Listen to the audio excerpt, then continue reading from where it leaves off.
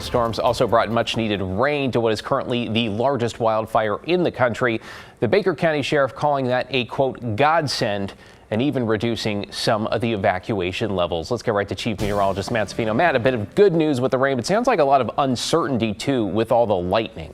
Well, a lot of good news tonight, actually, both in terms of the rainfall and the wind. Look at the Dows right now. The winds are down to 12 miles an hour, 71 degrees right now, so it's still warm. But, boy, those winds have really backed off from where they were earlier this evening. Now, we're still getting some lightning around the state, but these storms have been producing some pretty good rainfall amounts, which is a major benefit because it reduces the chance of getting new fire starts from lightning, but it also, if you get rain on the fire, that's the best thing that could absolutely happen, right? And that's what has been happening on some of the fires. Not that many lightning strikes left. The storms are beginning to wind down. Not a lot of lightning, but we are still getting rain from some of these cells, which is good to see, especially up towards Baker City. So let's look at some of the rainfall amounts that we had.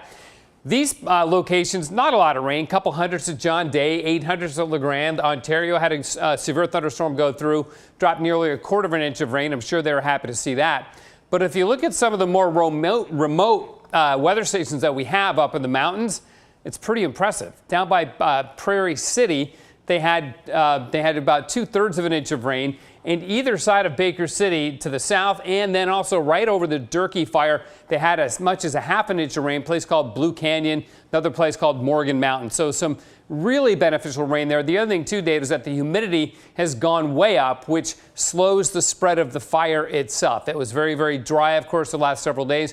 Humidity went up to over 75% when the rain came through. This is what one of those rainstorms looked like near Monument, Oregon, earlier in the day from one of the University of Oregon webcams. And you can see that rain shaft reaching all the way down to the ground, which it had not been doing when we got the thunder last week. And finally, the smoke. It will push away, but notice there's still a lot of it coming from our fires. We don't have to worry about it here on the west side of the state, but the east side is going to remain very smoky as long as these fires are burning.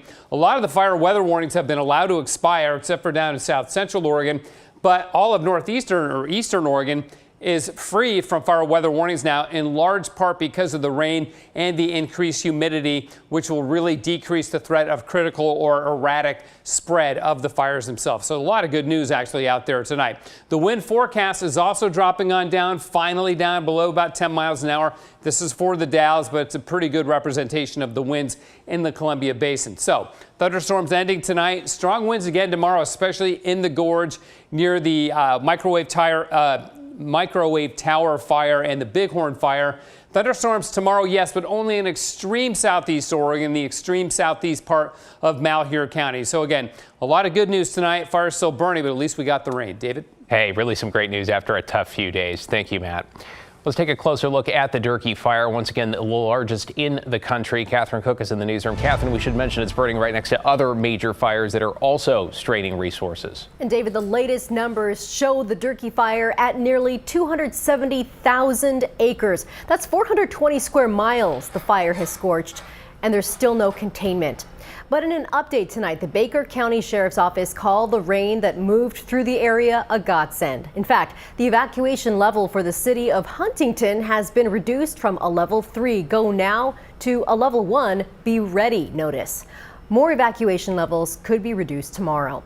So far, the fire has destroyed 2 homes and 12 other structures. A firefighter spoke with our sister station in Boise today. He said he came across hundreds of cows and calves that they couldn't save from the fire. And so when those ranchers lose all that, they don't have anything.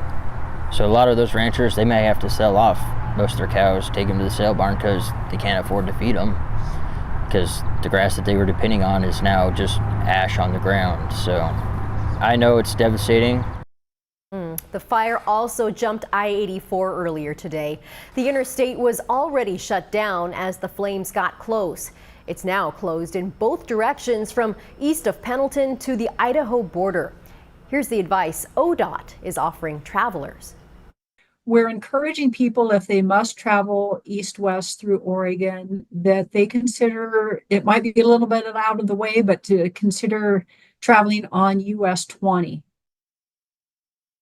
ODOT is also warning people to not rely on GPS alone because conditions are changing rapidly in the area. You can also check for road closure updates on Trip Check. weather.com. David. Yeah, a little bit of rain and a whole lot of uncertainty still. Thank you, Catherine.